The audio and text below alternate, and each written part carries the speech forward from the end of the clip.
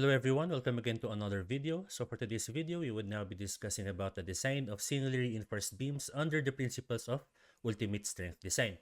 So again, in that particular design principle, our main principle here is that VMN must be greater than or equal to MU, whereas the value of VMN is now our design strength. And for the value of MU, that is now our required strength. So in another word, design strength is basically your capacity or the capacity of the member, whilst for the required strength, this is the demand. So with that being said, of course, the capacity of the member must be greater than or equal to the demand or the moment that it would carry. Okay, so using this principle, in our previous video lectures, we have solved for the value of PMN. That is for analysis. Again, for analysis, given the properties. So from the properties of the section, and in the properties, you have here your F prime C, you have your Fy, you have your BW, you have your D, and you also have your you also have your AS. You would now be solving for the value of PMN. Okay? So this time, for the design, it will now be the other way around. So, given a certain MU, you will now get the value of PMN by just equating it. And by our demand, you should know the value of F prime C, Fy, B sub W, D, and AS that would result to you having a VMN greater than MU. So once again, it would now be the other way around. So in Filipino, dati po, sa properties po, sa analysis po dati, given po itong mga to, tas isa-solve mo lang po yung strength niya.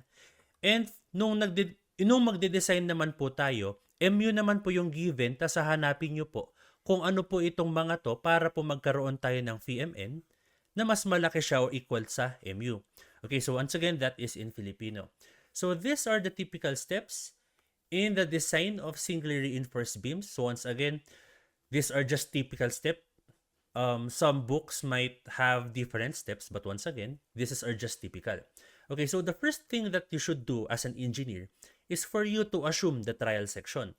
So by assumption of trial section, since you are the engineer, you will be the one responsible for choosing the trial section as per its BW and as for its total depth. So suppose that you have already chosen, let's say, a section property. So suppose that you now have your rectangular section here. The next thing that you will now do is for you to get the loads, or you will now be estimating the loads. However, going back to step number 1, what is now your basis for your assumed trial section? So your basis here is, of course, your experience. So if you have experience before that it is adequate to have, let's say, 250 by 400 mm for typical residential structures, then feel free to do so. But what if, for example, that you still do not have experience? So what you would be doing is, of course, for you to get experience. However, what if, for example, that this is your first design project? So our basis here is, of course, the design code. And as for today, November 2024, we still have NSCP 2015 as our main reference. And according to NSCP, this is now our design limit. As per the minimum beam depth, it must be greater than or equal to these ones here. So as you can see that it is dependent upon the support condition. So if it is simply continuous or cantilever, so these are now the formulas that you will be making use. So later on that. Okay, so for suppose that you have already chosen a concrete beam that has BW here and a total depth H here. So of course, you will now once again estimate the load. And from that, you should now know what is the magnitude of the dead load, the live load, or suppose that you are designing something that is affected by earthquake. So meaning that you will now be analyzing earthquake load or maybe wind load and etc. So once again, it is not limited to these 4. So if you have already known, I should say, all of these loads that will be subjected to your structure, you will now be solving for the required strength. Once again, required strength is now mu. So you will be solving for the required strength by structural analysis. So it is either you will be making use of the principles of mechanics of deformable bodies by solving for the moment diagram, or maybe the beam is very complex in such a way that you must solve for it via moment distribution method, slope deflection method, virtual work method, or the like. So in this step here, understanding of structural theory is of vital importance, because you cannot, of course, um, solve for the required strength of a particular structure if you do not know how to solve for it. Okay. So once that you have already solved for the required strength mu, you will now choose the material properties. And for the material properties, you must, of course, take into consideration or note what the value of the yield stress is, or the yield strength of the rebar that you would be choosing, and of course, the ultimate compressive strength of your concrete. So, in this step here, what is now to be your basis? Okay, so the basis is, of course, your supplier. If your supplier, or let's say the hardware that is selling rebars, sell grade 40 beams, so meaning that your Fy should be of grade 40, or grade 280 megapascal. And as for the F prime C, it is now dependent, it is once again dependent upon the supplier once again. So suppose that you are now to buy a ready-mix concrete, you should of course ask the supplier what is the compressive strength of the concrete that they would deliver. Or for example, that you will now be making use of one bagger cement and your construction workers will be the one that will be mixing the concrete. Of course, the proper ratio must be attained in order for you to get the compressive strength that you are considering in your design. Okay, so once again, for the values of Fy and Fc, in today's lecture, I would just be giving them. Okay, so upon, of course, choosing the material properties, and you already know the value of mu, and you already have your initial trial section, you would now be determining the required number of rebars and their respective diameters. So suppose that you will now be making use of diameter 20 mm rebars. So using all of these parameters, you will now be solving for the number of diameter 20 rebars. So we actually have plenty of steps here, or plenty of methods that we can use.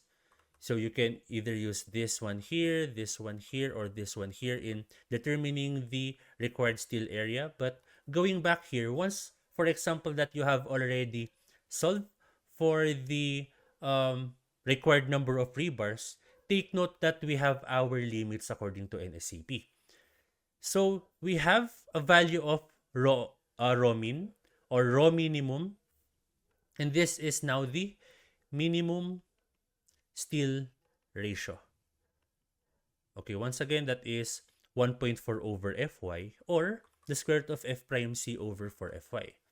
Okay, so aside from the minimum steel ratio, we also have the value of the maximum steel ratio. So according to NSCP, the raw max is now given by this equation, 0.85 F prime C Fy, or over Fy times beta 1 times 3 over 7. Once again, this is according to NSCP 2015. However, if you want your design that it is tension controlled, meaning that for the value of raw max, it must be equal to 0.85 times F prime C over Fy times beta 1 times 3 over 8.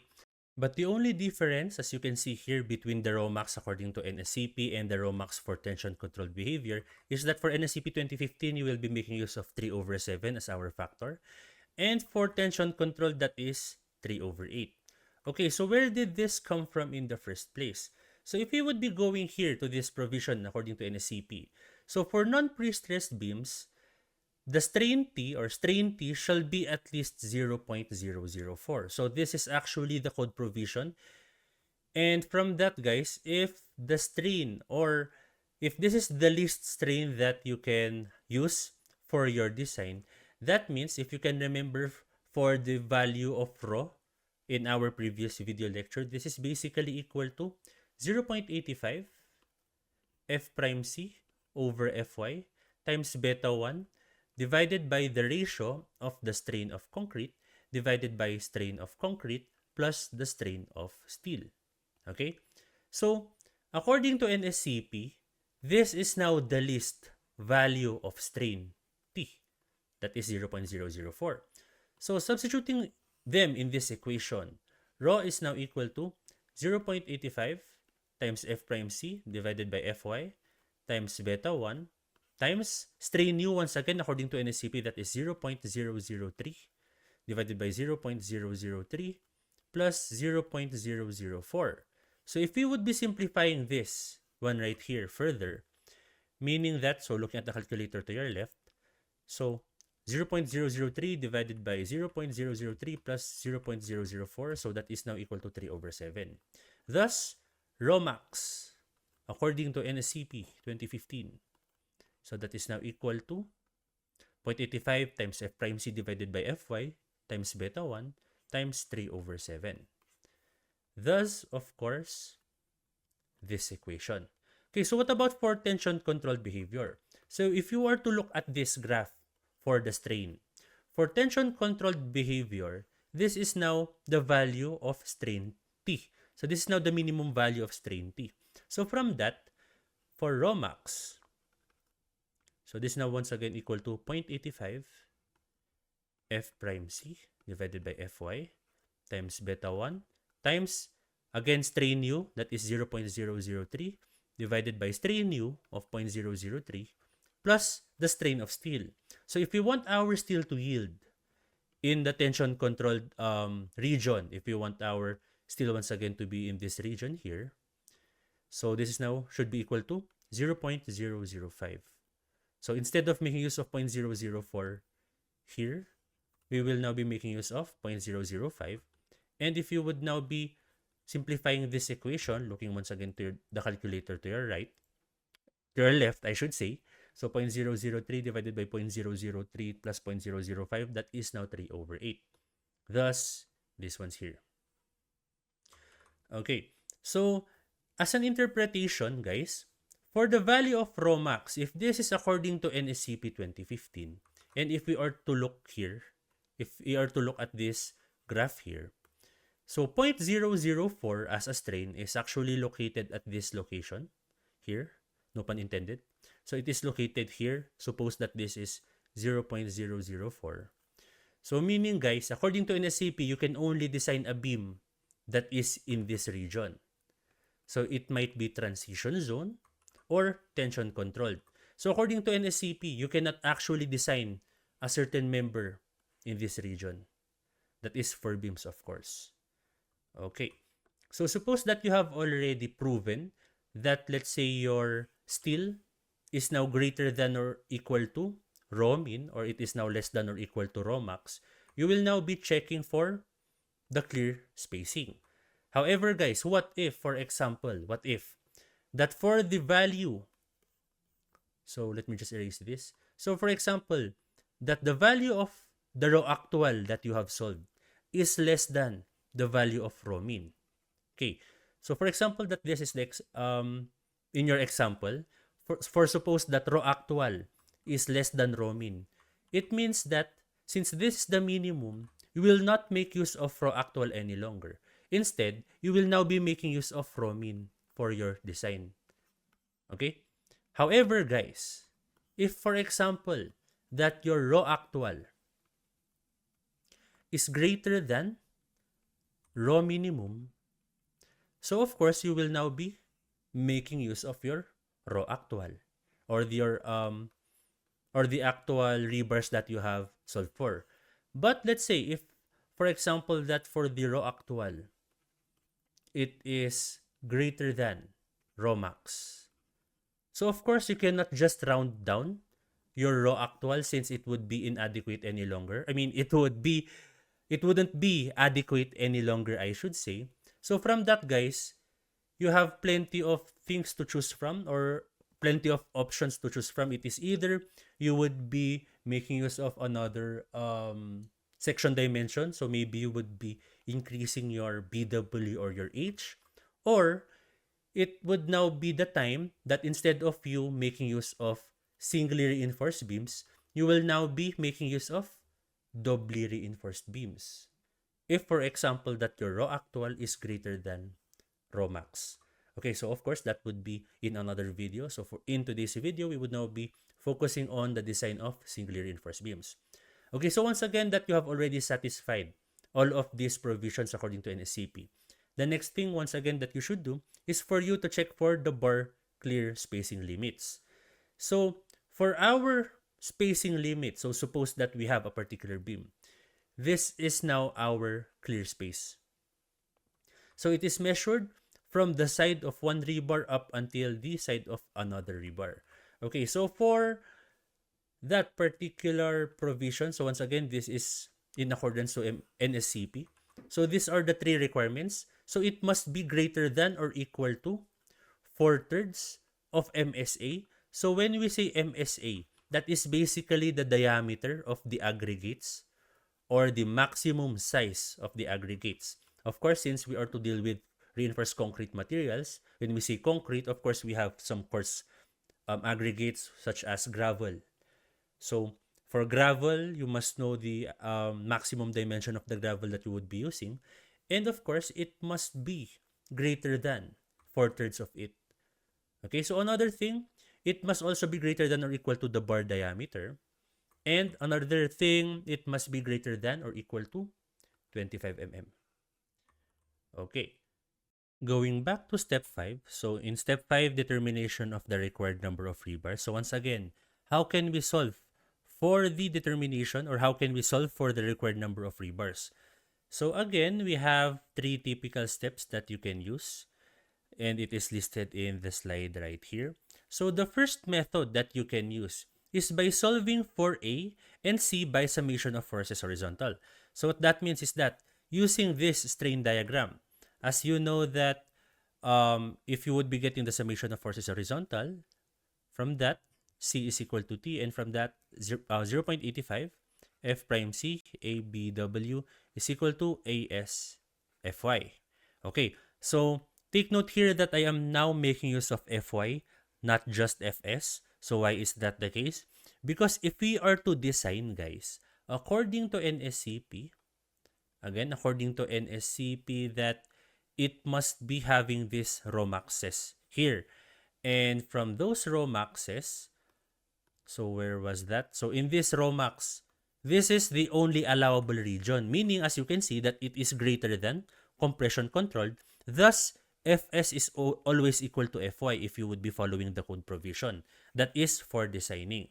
So again, going back here, so that is now equal to 0.85 F prime C times A times BW ASFY. So making use of this equation, you can now solve for the value of AS. Okay, so that is for method number 1. For method number 2, you can also make use of these formulas, whereas you would just be solving for Rn, or the resisting moment. Then, if you have already solved for the resisting moment, you will now be solving for the reinforcement steel ratio, making use of this equation here. And after that, from that, you now have your rho required. Okay, so what is the advantage and disadvantages of this two right here? So for this first one, you actually do not need to memorize anything. However, the solution would be lengthy. Okay, so just imagine that in this equation here, we have two unknowns. We do not know what the value of A is, and we also do not know what the value of AS is. So from that, we must have a second equation. Okay, and spoiler alert, if you would be making use of method number 1, you will now be encountering a quadratic equation. Okay, so that is for number 1. So for number 2, what is its advantage and disadvantages?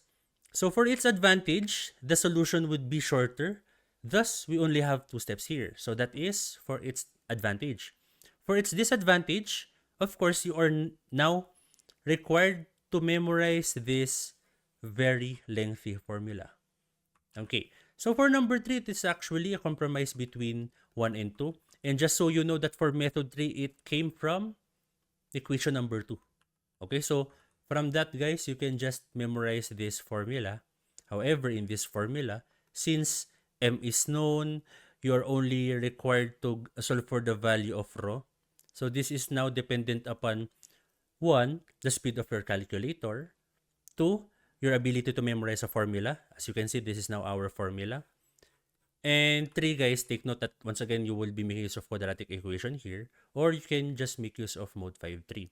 However, for these two, one disadvantage of these two formulas here, or these two methods here, is that they are only applicable for rectangular concrete sections, okay?